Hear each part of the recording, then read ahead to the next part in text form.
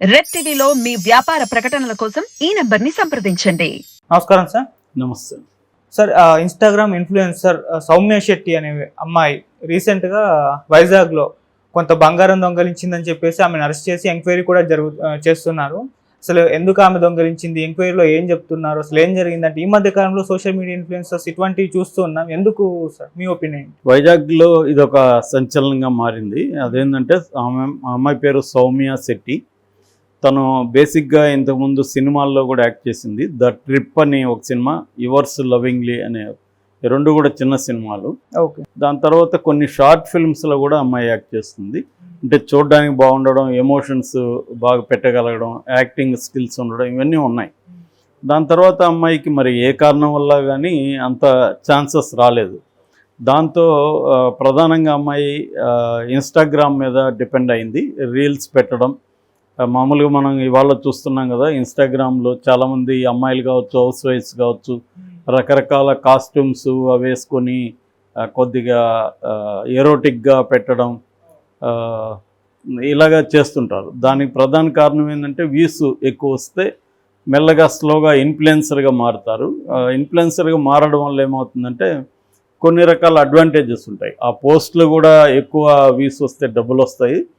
Plus వీళ్ళకి బయట నుంచి కమర్షియల్స్ కూడా వస్తాయి. ఏదైనా ప్రోడక్ట్ని దాన్ని ప్రమోట్ చేయడం, లేదా సినిమాలు ప్రమోషన్స్. ఈ మధ్య ఏంటంటే మినిమం చిన్న బడ్జెట్ సినిమాలకు కూడా సోషల్ మీడియా బడ్జెట్, ప్రమోషనల్ బడ్జెట్కి మినిమం 30 to 40 lakhs దానికే పెట్టుకుంటున్నారు సోషల్ మీడియా. అలాంటి దాంట్లో కొంతవరకు ఇన్ఫ్లుయెన్సర్ వాళ్ళకు కూడా కొంత కేటాయిస్తారు.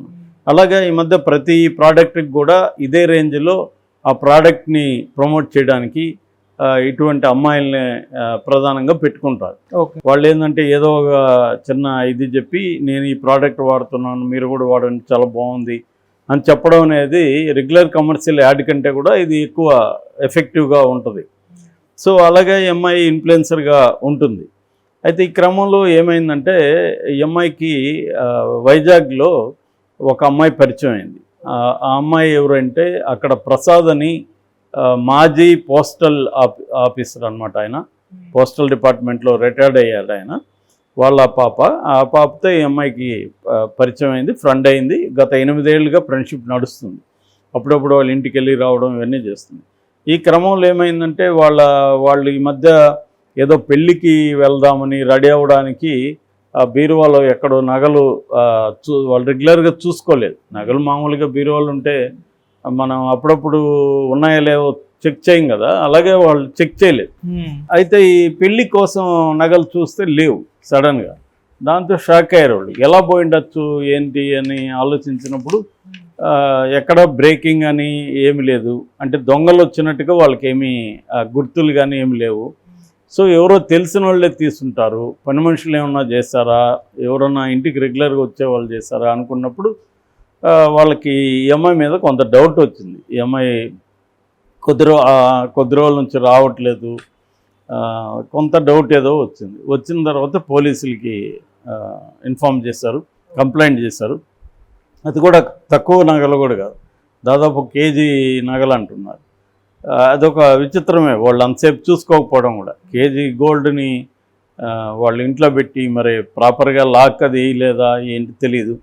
లేదా ఈ అమ్మాయి రెగ్యులర్గా అక్కడ వెళ్ళడం వల్ల ఒక నమ్మకం వచ్చి ఉండే అవకాశం ఉంది ఇంట్లో అమ్మాయిలాగా.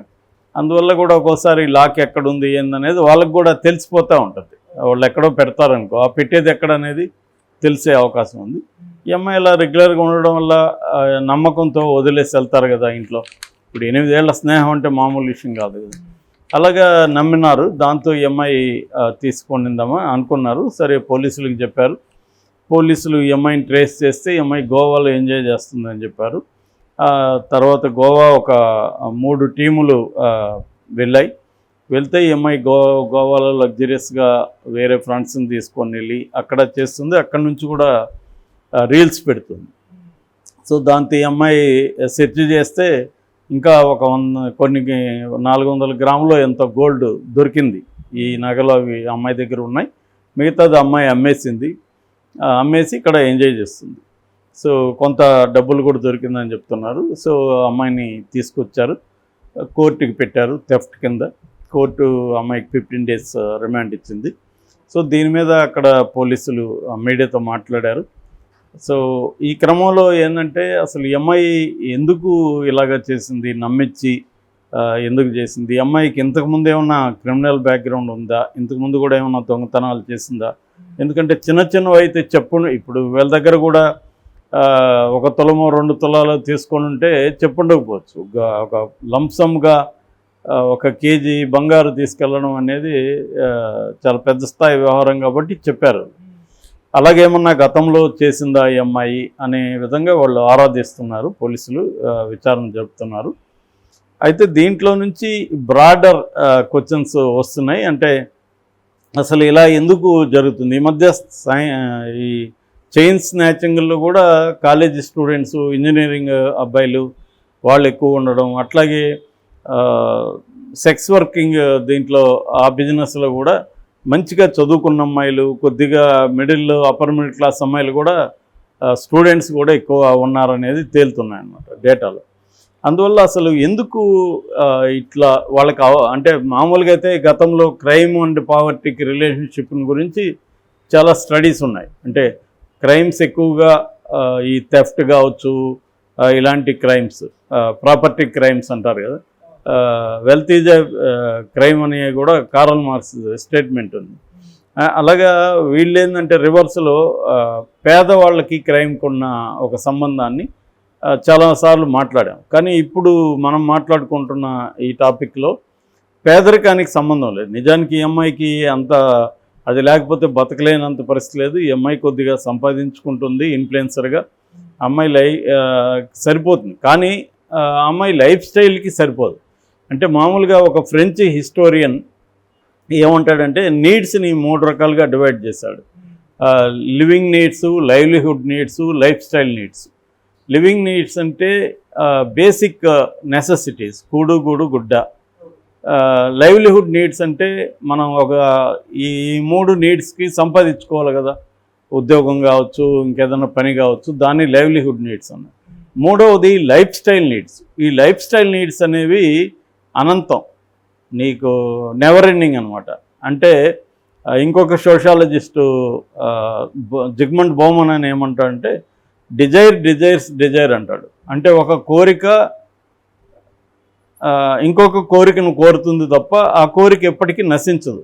అంటే ఇప్పుడు కారు కావాలనే కోరిక ఉంది, నాకు కారు కావాలనే కోరిక, ఒక కారు కొన్నాక అది వెళ్ళిపోవాలి కదా, ఆ కోరిక వెళ్ళదు. ఈ కోరిక ఏం చేస్తుందంటే ఇంకా బెటర్ కారు కావాలి అనే కోరికగా మారిపోతుంది. ఒక సెల్ ఫోన్ ఉంది, ఈ సెల్ ఫోన్ కొన్నాక నాకు ఆ కోరిక పోవాలి కదా, పోదు. ఇంకా బెటర్ సెల్ ఫోన్ కొనాలి, better car, better phone, next version. ఇలా కోరికను కోరుతూనే ఉంటుంది అనేది ఆయన చెబుతాడనమాట. అలాగా ఈ లైఫ్ స్టైల్ నీడ్స్ అనేవి అనంతము, నెవర్ ఎండింగ్. కాబట్టి చాలామంది క్రైమ్లోకి వెళ్తున్నారు. అందుకని ఈ థెఫ్ట్ అండ్ కన్జ్యూమర్ ఈ లైఫ్ స్టైల్ ఏదైతే ఉందో దానికి కొరిలేషన్ మీద కూడా చాలా స్టడీస్ వచ్చాయన్నమాట. అందువల్ల వీళ్ళు ఏంటంటే ఈ లైఫ్ స్టైల్ నీడ్స్లోకి వెళ్ళిపోయి లగ్జరీస్ అలవాటైపోయి మంచి క్వాలిటీ సెల్ ఫోన్ కావాలి, క్వాలిటీ కార్ కావాలి, క్వాలిటీ బట్టలు కావాలి, యాక్సెసరీస్ క్వాలిటీ ఉండాలి. ఆ మధ్య ఎవరో ఒక ఫ్రెండ్ చెప్తున్నాడు, వాళ్ళ అమ్మాయి బాత్రూంలో ఈయన మామూలుగా వెళ్ళడు, వాళ్ళ అమ్మాయికి సపరేట్ రూమ్ ఉంటుంది వాళ్ళ ఇంట్లో. ఒకసారి ఎవరో గెస్ట్లు వస్తే అక్కడికి వెళ్తే ఒక 50 రకాల షాంపూలు, 50 రకాల కాస్మెటిక్ ఇవి ఉన్నాయంట. ఎందుకు నీకంటే ఆ అమ్మాయి తనతో మాట్లాడడం మానేసిందంట. అలా అంటే మన నీడ్స్ బేస్డ్ కాకుండా డిజైర్ బేస్డ్ లేదా వాంట్ బేస్డ్ అనే ఒక లైఫ్ స్టైల్ ఇవాళ వచ్చింది. మనకి ఇది అవసరమా లేదా అనేది కాకుండా ఇది ప్రెస్టేజ్, ఇది వాడాలి, ఇప్పుడు నాకు ఐఫోన్ నాకు అవసరమా లేదా అనేది మనం చూడం. ఐఫోన్ అందరూ వాడుతున్నారు, ఐఫోన్ వాడితే మనకు స్టేటస్ పెరుగుతుంది కాబట్టి వాడతాం తప్ప ఐఫోన్లో ఒక 5% 10% ఫీచర్స్ కూడా చాలామంది యూజ్ చేయరు. అసలు తెలియదు వాళ్ళకి ఎలా యూజ్ చేయాలో కూడా. ఐఫోన్లో ఏమేమి ఫీచర్స్ ఉన్నాయో కూడా తెలియని చాలామంది నేను చూశాను.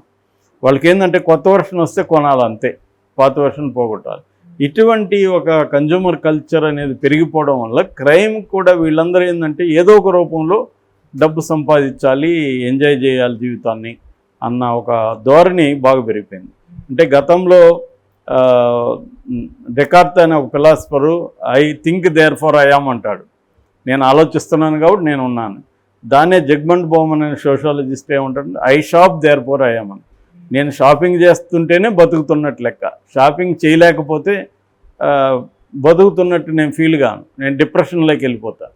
సో అందువల్ల చాలా మంది ఏంటంటే అవసరం లేకపోయినా షాపింగ్కి వెళ్ళొస్తే దే ఫీల్ అలైవ్. ఒక మాల్కి వెళ్ళి సరదాగా తిరిగి షాపింగ్ చేయకపోతే వాళ్ళు ఏదో కోల్పోయినట్టుగా ఫీల్ అవుతారు అన్నమాట. ఇటువంటి ఒక కల్చర్ అనేది విపరీతంగా పెరిగిపోయింది. సో ఇంతకుముందు ఎవరినో అల్ట్రా రిచ్ని మాత్రమే చూసేవాళ్ళం మనం.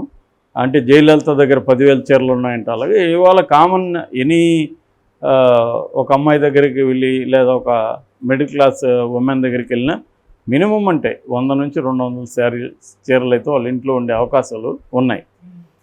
సో అలాగా పెరిగిపోయింది. దాన్ని వాళ్ళ జీవితంలో 2 సార్లు కంటే ఎక్కువ కట్టి ఉండకపోవచ్చు ఒకసారి.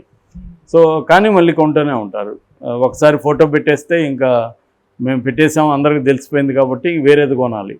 సో ఇటువంటి ఒక కల్చర్ పెరగడంతో ఇండియాలో కూడా ఈ kind of property crimes, related to property crimes అనేవి విపరీతంగా పెరుగుతున్నాయి. ఆ కాంటెక్స్లో ఈ అమ్మాయిని కూడా చూడాలి. ఈ అమ్మాయి లైఫ్ స్టైల్ పెరిగింది, ఈ అమ్మాయి కాస్ట్యూమ్స్, గోల్డ్, ఇవన్నీ అవసరాలు పెరిగాయి. ప్రజెంటేషన్ ఒక రీల్లో కనబడిన కాస్ట్యూమ్ ఇంకొక రీల్లో కనబడకూడదు కదా, కొత్తది మార్చాలి, దీని మీద ఇన్వెస్ట్మెంట్ పెట్టాలి. అట్లాగే బాడీ అందంగా కనబడాలి, దానికి మేకప్, బ్యూటీ పార్లర్కి వెళ్ళడం, దీని మీద అంత ఇన్వెస్ట్మెంట్ సరిపోదు అనమాట ఎంత డబ్బులు వచ్చింది. అందుకని ఈ దారిలోకి అమ్మాయి వెళ్ళినట్టుగా మనకు కనబడుతుంది.